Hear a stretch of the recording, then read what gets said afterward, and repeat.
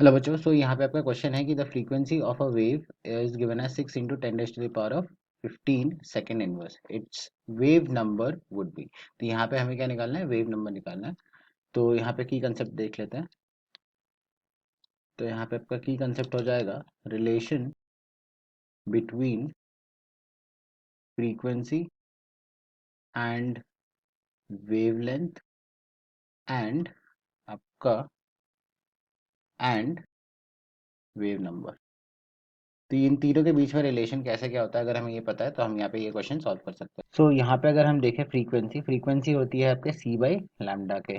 और अगर हम देखें वेव नंबर, जिसको हम जो आपका फ्रीक्वेंसी जो सिंबल है उसके ऊपर हम डैश डाल देते हैं, तो ये आपका वेव नंबर होगा। तो ये आपको डिफरेंस याद रखना है। This will be equal to 1/जस्ट लैम्डा, राइट।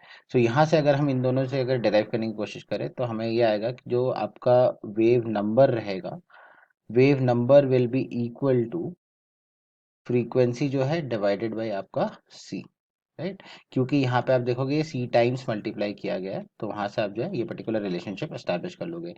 अब यहाँ पे अगर हम वैल्यूज डालें तो वेव नंबर हो जाएगा, यहाँ पे फ्रीक्वेंसी दी है 6 into 10 to the power of 15 और divided by speed of light that is 3 into 10 to the power of 8। यहाँ से आ जाएगा ये सीधे सीधे 2 into 10 to the power of 7 metre inverse के बराबर, राइट। तो यहाँ पे हमें मार्क करना है आपका ऑप्शन 2।